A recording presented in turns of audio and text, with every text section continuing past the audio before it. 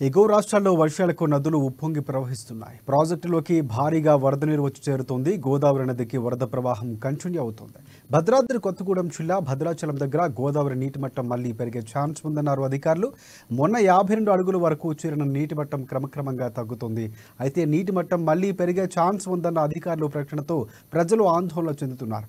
మరొక వైపు జయశంకర్ భూపాలపల్లి జిల్లా కాళేశ్వరం దగ్గర ఉభయ నదులు ఉధృతంగా ప్రవహిస్తున్నాయి.